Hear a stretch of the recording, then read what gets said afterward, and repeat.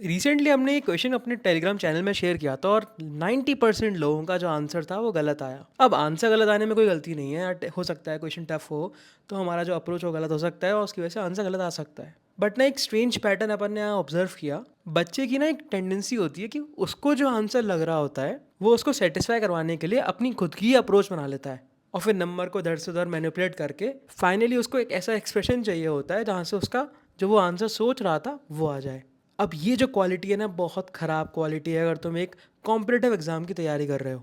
Because ये showcase करती है कि तुम्हारा जो कॉन्सेप्चुअल क्लैरिटी है, तुम्हारी जो कॉन्सेप्ट्स पर पकड़ है वो बहुत ज़्यादा वीक है और तुमने जो प्रिपरेशन करी है अभी तक वो सिर्फ आंसर को निकालने के लिए ही करी है।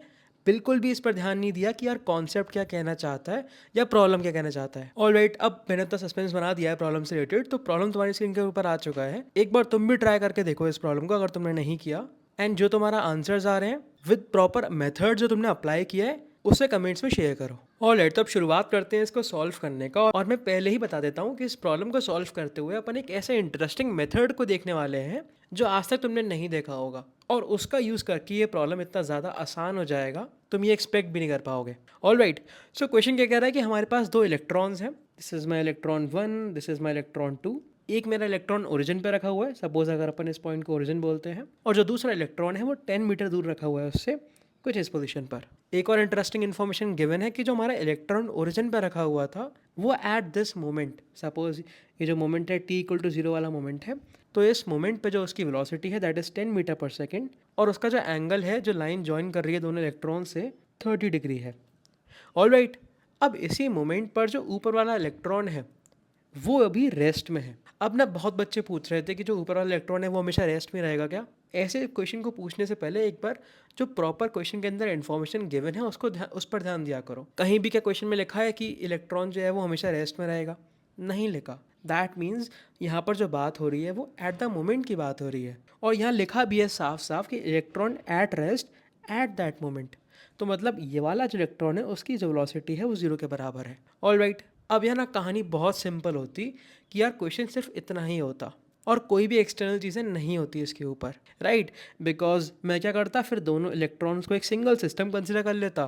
बिकॉज दोनों के ऊपर कोई भी एक्सटर्नल फोर्स नहीं था, एक इंटरनल फोर्स लगेगा इनके बीच में जो इलेक्ट्रोस्टैटिक फोर्स लग सकता है, इस इलेक्ट्रॉन पे कुछ इस डायरेक्शन में, इस पर कुछ इस डायरेक्शन में, और वहाँ से फिर ट्राई करता है क्वेश्चन को सॉल्व करने का। बट क्वेश्चन के अंदर एक और खतरनाक चीज़ आ गई है कि यार एक एक्सटर्नल इलेक्ट्रिक फील्ड भी प्रेजेंट है। अब ऑल दो वो यूनिफॉर्म है बट वो दोनों ही इलेक्ट्रॉन्स पर कुछ फोर्स लगाएगी जिसकी वजह से सिस्टम जो है मेरा कुछ गड़बड़ कर देगा। तो यार ऐसे वाले कंडीशंस में मैं कैसे क्वेश्चन को सॉल्व कर सकता हूँ, ये अपन को आज सीखना है। तो यार मैंने क्या सोचा कि यार अगर मैं फोर्सेस को एनालाइज करूँ तो ये जो मेरा नीचे वाला इलेक्ट्रॉन था, इस इलेक्ट्रॉन के ऊपर ये जो एक्सटर्नल इलेक्ट्रिक फील्ड है ये फोर्स लगाएगी, राइट। और मैं क्या बोल सकता हूँ उस फोर्स को, that can be written as this E naught Y cap into जो मेरे इलेक्ट्रॉन का चार्ज है दैट इज -e। अब सेम ही फोर्स लगेगा इस वाले इलेक्ट्रॉन के ऊपर भी और वो भी सेम ही मैग्नीट्यूड के साथ। तो ये क्या हो गया यहाँ पर, यार मेरा जो इलेक्ट्रॉन है ना, ये वाला इलेक्ट्रॉन उस पर कुछ ऐसे लगने वाला है फोर्स जो एक्सटर्नल इलेक्ट्रिक फील्ड का है और यहाँ पर भी वो सेम फोर्स लगेगा। बट बिकॉज ये दोनों इलेक्ट्रॉन्स एक दूसरे को रिपेल भी कर सकते हैं तो इनके आपस में भी एक इलेक्ट्रिक फोर्स लगेगा। बट कहानी इतनी सिंपल नहीं है। बिकॉज ये मेरा जो इलेक्ट्रॉन है ना ये रेस्ट में नहीं है, तो अब मैं जो यहाँ पर इलेक्ट्रिक फील्ड का जो एक्सप्रेशन था उसको सिंपली कूलाम्स लॉ से नहीं लिख सकता, राइट। वो सिर्फ इसके बराबर नहीं होगा, दैट इज ke²/r। उस एक्सप्रेशन में अपन को इसकी वेलोसिटी को भी कंसीडर करना होगा। तो यार क्वेश्चन जो है ना कॉम्प्लिकेटेड लग रहा है यार, कुछ अलग ही हो रहा है इस क्वेश्चन के अंदर। तो मैंने क्या सोचा कि यार ठीक है, ये इलेक्ट्रॉन कुछ फोर्स लगाएगा मान लेते हैं, ये भी इलेक्ट्रॉन फोर्स लगाएगा मान लेते हैं, बट यार ये जो एक्सटर्नल में इलेक्ट्रिक फील्ड लग रही है ना ये मुझे बहुत दिक्कत दे रही है, इसको मैं कैसे रिमूव कर सकता हूँ। तो एक बहुत ही स्मार्ट फिजिसिस्ट आया, उसने बोला कि मैं ना एक फ्रेम डिफाइन कर रहा हूँ कुछ इस तरीके से, इसको मैं बोल रहा हूँ ओ डैश फ्रेम। अब ये ना ओ डैश फ्रेम जो है ये ग्राउंड के रिस्पेक्ट में एक्सलेट कर रहा है और इसको मैं एक एक्सलेशन दे रहा हूँ सपोज डाउनवर्ड्स डायरेक्शन में और उसकी वैल्यू है a0 के बराबर। ऑलराइट, तो उसने बोला कि यार मैं इसको ऐसा एक्सलेशन दूंगा कि जब मैं इस फ्रेम के रिस्पेक्ट में दोनों ही इलेक्ट्रॉन्स को एनालाइज कर रहा हूँ ना तो इन पे जो सूडो फोर्स लगेगा, because upon non inertial frame में आ चुके हैं तो सूडो फोर्स लगेगा, तो सूडो फोर्स इस तरीके से लगेगा कि वो एक्सटर्नल इलेक्ट्रिक फील्ड का जो फोर्स था ना उसको बैलेंस कर ले। तो बेसिकली क्या कहानी हुई कि अगर अपन ने इसको नीचे की तरफ a0 दिया है तो इस वाले इलेक्ट्रॉन पर जो सूडो फोर्स लगेगा वो क्या लगेगा ऊपर की तरफ, that is m times a0, और इधर वाले इलेक्ट्रॉन पे भी ऊपर की तरफ लगेगा, that is m times A not. अब उसने क्या बोला, क्या जो m टाइम्स ए नॉट है ना, मैं चाहता हूँ ये बराबर हो जाए इस वाले फोर्स के साथ। तो अगर अपन इसको बराबर कर देते हैं तो कितना हो जाएगा, ये e not into e, basically अपन मैग्नीट्यूड को कंपेयर कर रहे हैं।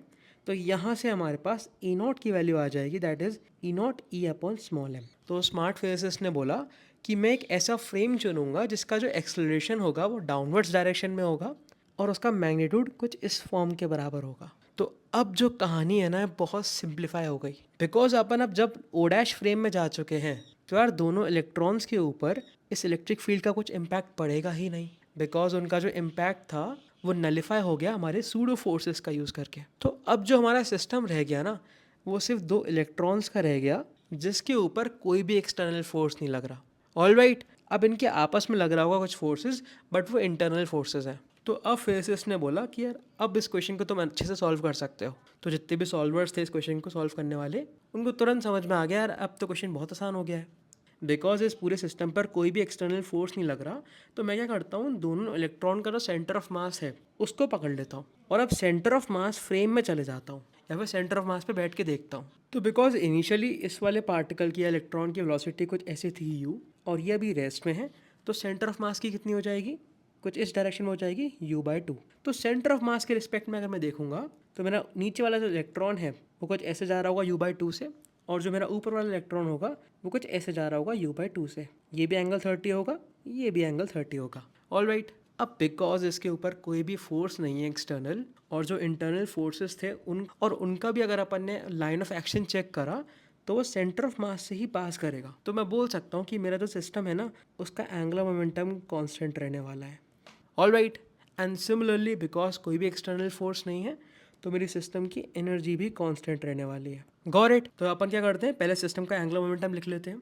तो इनिशियल एंगुलर मोमेंटम की अगर अपन बात करते हैं अगेन सेंटर ऑफ मास के अबाउट, तो वो क्या हो जाएगा, इस वाले नीचे वाले इलेक्ट्रॉन का क्या हो जाएगा, m times u/2 sin 30 into जो भी इनके बीच में डिस्टेंस है दैट इज 10 मीटर है ना अभी, हाँ 10 मीटर, तो हो जाएगा 5। एंड सिमिलरली ऊपर वाले इलेक्ट्रॉन का भी होगा, दोनों ऐड हो जाएंगे तो अपन सिंपली इसको 10 लिख सकते हैं। तो ये तो हो गया हमारा initial angular momentum, that is m times u times sin 30 into 10। अब ना 10 को मैं l ही बोल देता हूँ, तो सो दैट मैं पूरी चीज़ें एक्सप्रेशन में ही लिखूँ। इनके बीच में जो इनिशियल डिस्टेंस था उसको मैं l डिफाइन कर रहा हूँ।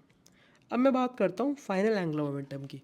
तो फाइनल पिक्चर कैसी बन रही होगी, फाइनल हमें क्या हो रहा होगा, जो हमारे इलेक्ट्रॉन्स हैं, बिकॉज हमसे क्वेश्चन में पूछा है कि मिनिमम डिस्टेंस कितना होना चाहिए इलेक्ट्रॉन्स के बीच में, दैट मीन्स जो हमारे इलेक्ट्रॉन्स हैं वो सबसे क्लोजेस्ट आ चुके हैं अपने, राइट। सपोज एक इलेक्ट्रॉन यहाँ आ चुका है और एक इलेक्ट्रॉन यहाँ आ चुका है, तो बिकॉज इनके बीच में जो अब जो डिस्टेंस है वो मिनिमम हो चुकी है, तो अब इनकी जो वेलोसिटी होगी वो इस लाइन ऑफ एक्शन के अलॉन्ग नहीं हो सकती, बेसिकली रिलेटिव वेलोसिटी इनके लाइन ऑफ एक्शन के अलॉन्ग नहीं हो सकती। तो बेसिकली क्या होगा, इस अगेन सेंटर ऑफ मास के रिस्पेक्ट में जो मेरा ये वाला इलेक्ट्रॉन होगा वो कुछ ऐसे जा रहा होगा और ये वाला इलेक्ट्रॉन कुछ ऐसे जा रहा होगा, बेसिकली इस लाइन के परपेंडिकुलर। अगर ऐसा नहीं होता और किसी भी एक इलेक्ट्रॉन की वेलोसिटी कुछ इस डायरेक्शन में हो जाती और उसका कुछ कंपोनेंट लाइन के अलॉन्ग आ जाता तो अभी भी डिस्टेंस इंक्रीज हो सकता है या डिक्रीज हो सकता है। तो ये मिनिमम डिस्टेंस नहीं हुआ। ऑलराइट, तो बेसिकली बिकॉज यहाँ पर एक सिमेट्री है सेंटर ऑफ मास के अबाउट, दोनों इलेक्ट्रॉन्स इस तरीके से मोशन कर रहे थे, तो अगर इसकी वेलोसिटी को अपन v बोलते हैं तो एट दिस मोमेंट इसकी वेलोसिटी v के बराबर होगी, बेसिकली जो स्पीड होगी उनकी वो बराबर होगी, और इनके बीच में जो मिनिमम डिस्टेंस है उसको अपन बोलते हैं स्मॉल r। तो अब हमारा एंगुलर मोमेंटम क्या हो जाएगा सिस्टम का, that can be written as m times v into r/2, एक सिंगल इलेक्ट्रॉन का मल्टीप्लाई बाई 2, बिकॉज अपन दोनों को ऐड कर रहे हैं तो हो गया mvr।